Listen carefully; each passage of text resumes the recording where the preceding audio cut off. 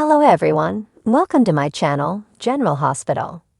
Today on General Hospital, Brooklyn learns Chase is sterile, Emma asks a favor of Gio, and Sasha confirms Jason's suspicions. All products and services featured are independently chosen by editors. However, Soaps.com may receive a commission on orders placed through its retail links, and the retailer may receive certain auditable data for accounting purposes. In Germany, Carly talks to Joss on the phone to give her an update on Michael. She mentions she should be in bed, but is so tense. She recalls Jack mentioning the thermal spa to her. Down in the spa, Valentin begins to strangle Jack, who is relaxing on a spa bed. He tells him this is for Prague, and for trying to kill him in front of his daughter. Jack fights back, and they begin knocking over things. Outside Jack's room, Carly arrives and asks an attendant if she knows where her friend Jack Brennan's room is.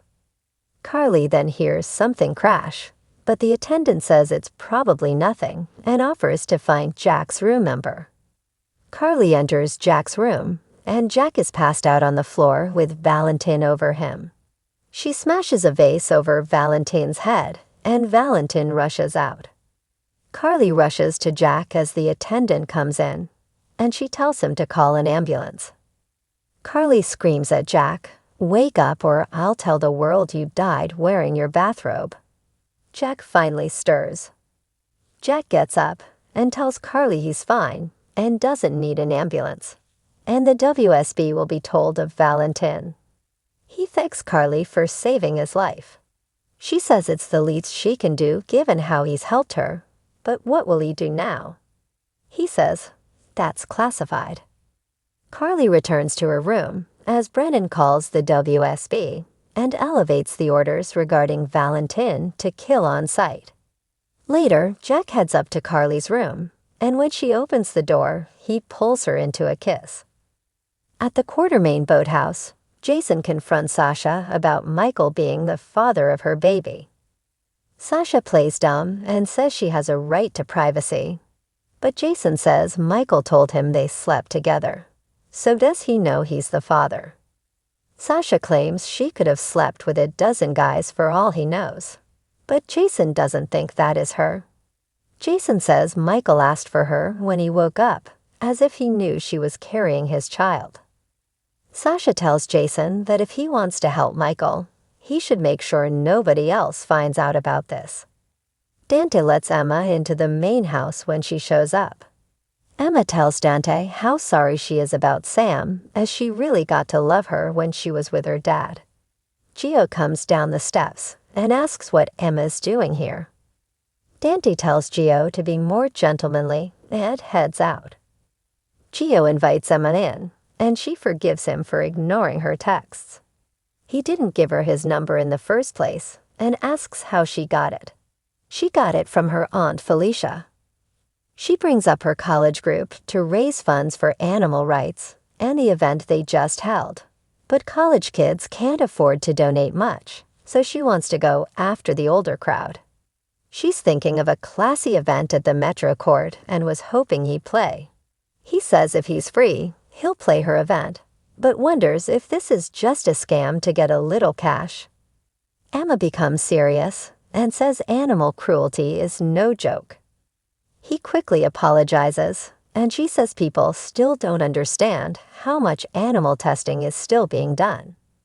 She became involved in the cause while volunteering at a shelter. She found out once that a bunch of puppies she cared for weren't adopted but bought by a lab.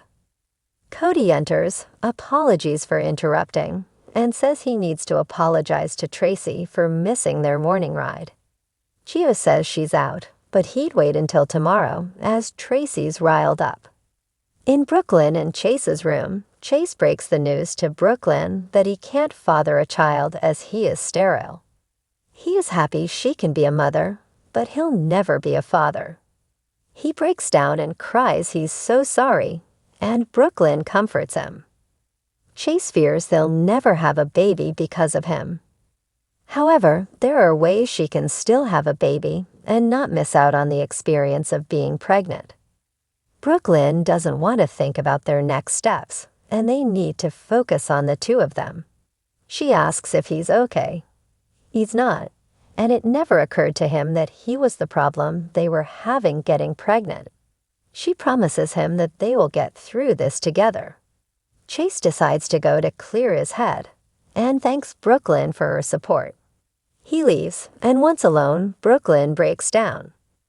Lois and Olivia drag Tracy to the salon to get her nails done and relax.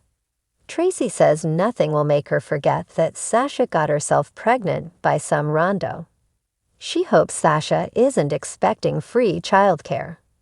Tracy continues to rant about Sasha, and Olivia says she knows she's worried about Sasha, and inappropriate comments are her love language, but she needs to tone it down.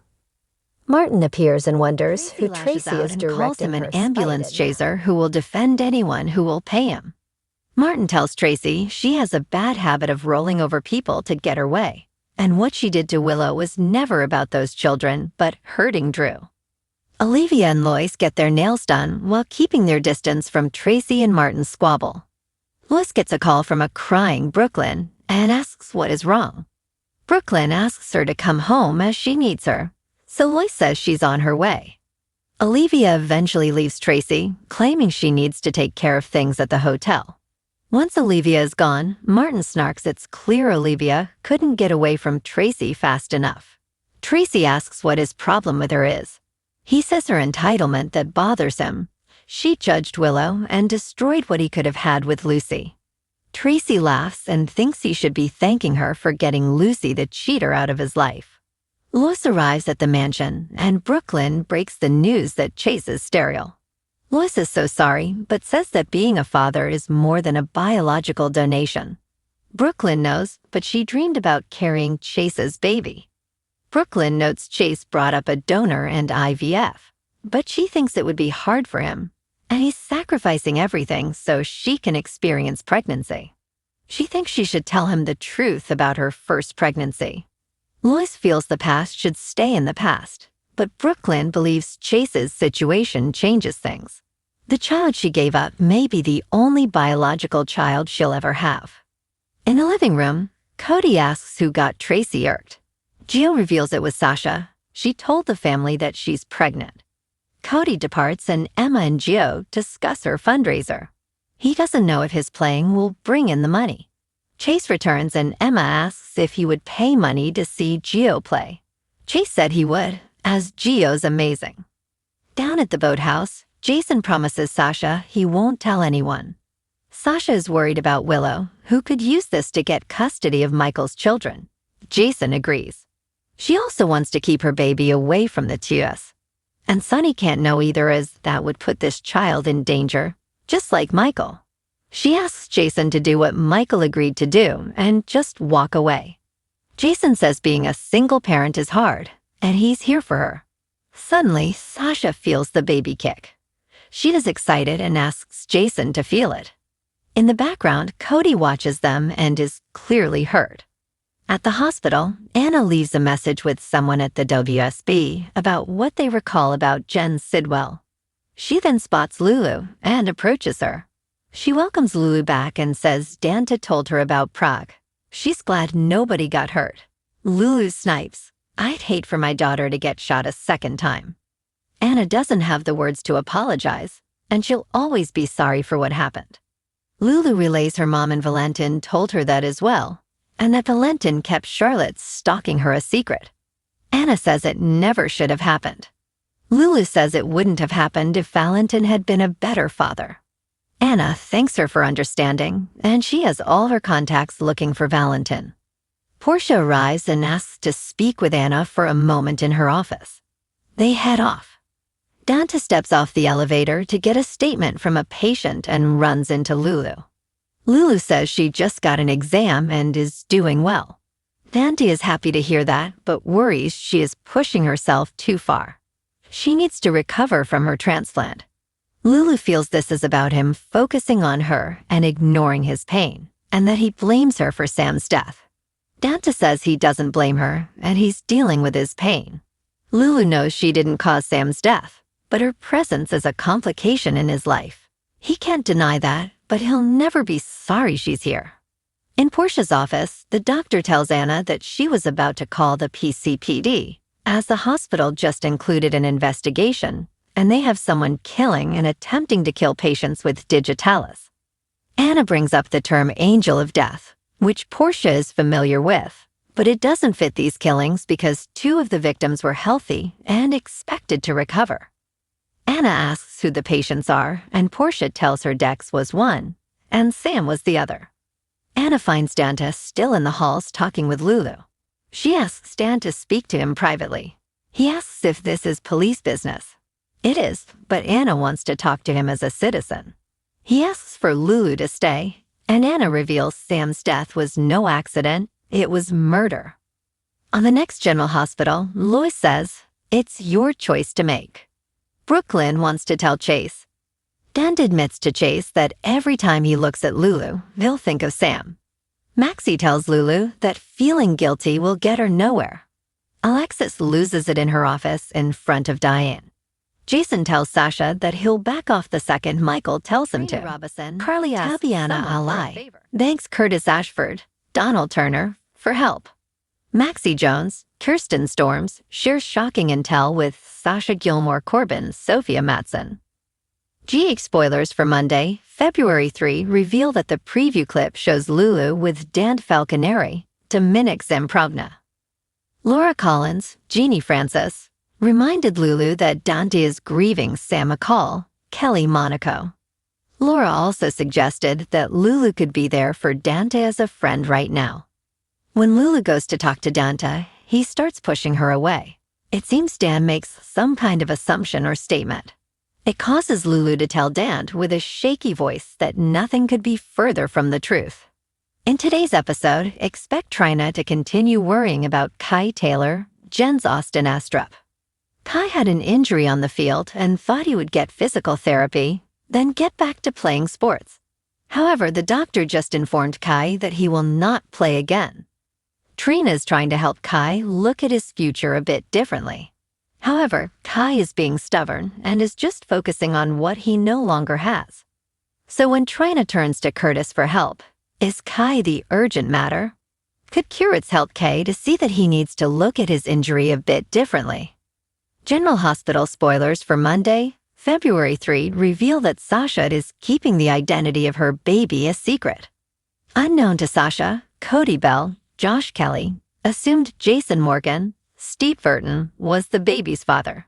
Cody already went to Anna Devane, Finola Hughes, to blab that Jason is the father of Sasha's baby.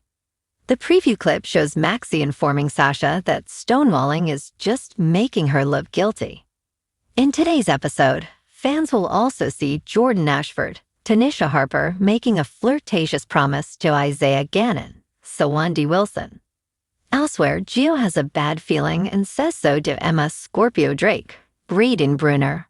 Meanwhile, Alexis Davis, Nancy Lee Grahn, is consoled by Sonny Corinthos, Maris Bernard.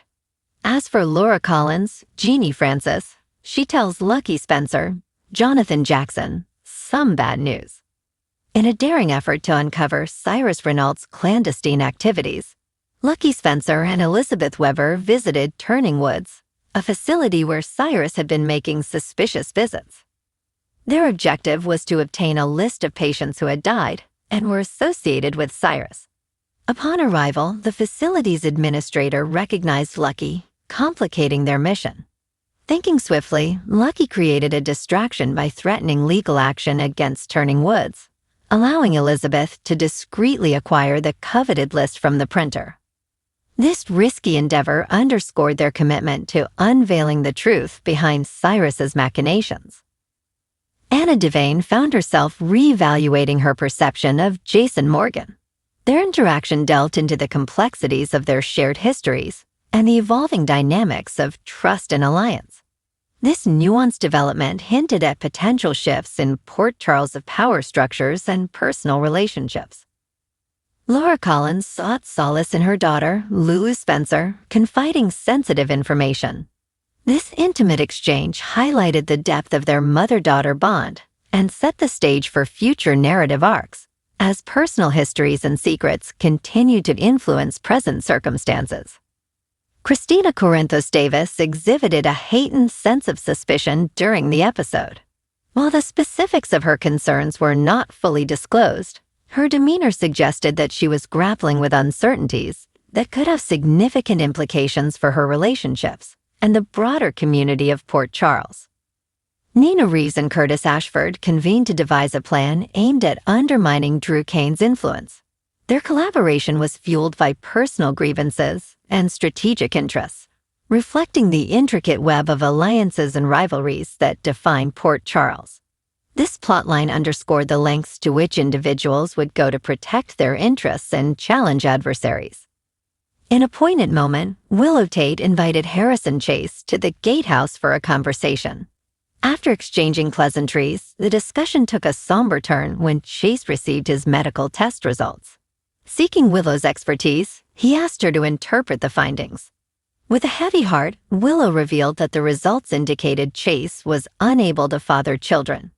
This revelation left Chase devastated, casting a shadow over his aspirations with Brooklyn Quartermaine and adding a layer of complexity to his personal journey. Nina Reeves, frustrated by her interactions with Drew Cain, sought counsel from Curtis Ashford. Curtis shared his own grievances, revealing that Drew had exacerbated tensions by leveraging his congressional position to issue threats. Together, they resolved to take proactive measures to diminish Drew's standing in strategic partnerships forming in response to Drew's actions, and set the stage for potential political and personal confrontations. Drew Cain faced rejection from Monica Quartermaine, who denied him access to the Quartermaine estate. This exclusion deepened Drew's sense of alienation from his family. Seeking guidance, he consulted with Martin Gray and later confided in Lucy Coe. Drew expressed his intentions to purchase a spacious home, hinting at desires for a larger family unit and a fresh start amidst his personal tribulations. Returning to their mission at Turning Woods, Lucky and Elizabeth's successful acquisition of the patient list marked a significant breakthrough. Despite initial obstacles, their determination bore fruit, providing them with crucial information that could unravel Cyrus Renault's enigmatic activities and connections within the facility. Laura Collins grappled with concerns regarding her son, Lucky Spencer. She feared that the resurfacing of certain individuals in Port Charles might provoke Lucky to seek vengeance, potentially leading him down a perilous path. This maternal anxiety underscored the enduring impact of past events on present motivations and the delicate balance between justice and retribution. Sonny Corinthos and Natalia Rivera planned a trip to California under the pretense of attending to deception business. In reality, the journey was intended for Sonny to consult with a heart specialist, indicating ongoing health concerns that he preferred to keep private. This subplot highlighted Sonny's vulnerability and the lengths he would go to maintain his stoic image. Portia Robinson informed Alexis Davis of Sam McCall's untimely death, a revelation that left Alexis devastated. Fueled by grief and a desire for justice, Alexis vowed to uncover the truth behind her daughter's demise, setting the stage for a determined pursuit that could unearth hidden secrets and challenge existing relationships. Amidst a heated dispute among the Quartermaine family, Sasha Gilmore made a startling revelation. She was pregnant.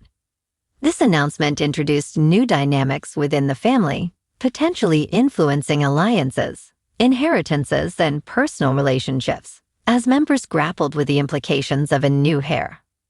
Anna Devane, a seasoned WSB agent known for her keen instincts and complex history in Port Charles, found herself reevaluating her views on Jason Morgan. Historically, Anna has harbored reservations about Jason due to his ties to the Corinthos organization and his often morally ambiguous actions. However, recent events have prompted a change in her perspective. In this episode, Anna and Jason crossed paths amidst the ongoing tensions surrounding Victor Sidwell's presence in Port Charles. Jason, driven by a desire to protect his loved ones and uphold justice, expressed his intent to confront Sidwell. Anna, aware of the potential dangers and political ramifications, cautioned him against taking precipitous action. This interaction allowed Anna to witness a side of Jason she had seldom acknowledged. A man deeply committed to his family and willing to risk his safety for the greater good. This newfound understanding led Anna to see Jason not merely as Sonny Corinthos' enforcer, but as an individual grappling with complex moral decisions.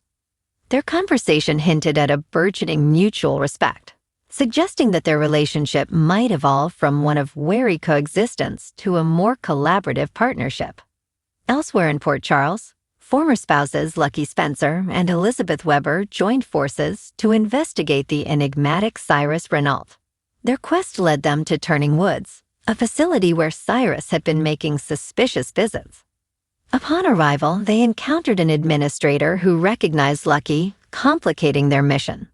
Demonstrating quick thinking, Lucky created a diversion, allowing Elizabeth to discreetly obtain a list of patients connected to Cyrus.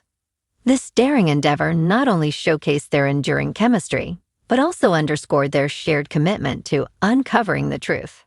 In a heartfelt moment, Laura Collins, the esteemed mayor of Port Charles, sought solace in her daughter, Lulu Spencer. The weight of her responsibilities and the resurfacing of past adversaries compelled Laura to open up about her concerns. Their conversation highlighted the deep bond between mother and daughter as Laura leaned on Lulu for support, reflecting the strength and resilience that define their relationship. Christina Corinthos Davis, known for her perceptiveness, found herself grappling with a sense of unease. Observing the actions and behaviors of those around her, she became increasingly suspicious, though the episode left the specifics of her concerns ambiguous. This narrative thread sets the stage for future revelations, as Christina's instincts often lead her to uncover both navigating personal and professional challenges, decided to collaborate to address a mutual concern. Drew Kane's recent maneuvers in Washington, D.C. feeling threatened by Drew's political influence, Curtis proposed a strategy to undermine his standing. Nina, though initially hesitant, recognized the necessity of proactive measures. Their alliance underscores the intricate web of alliances and rivalries that characterize Port Charles. In a poignant subplot, Willow Tate invited Harrison Chase to the Quartermain Gatehouse under the pretense of a casual visit. After exchanging pleasantries and discussing the complexities of their respective lives, the conversation took a somber turn. Chase, seeking clarity on recent medical tests, sought Willow's expertise. Upon reviewing his results, Willow delivered devastating news. Chase was unable to father children.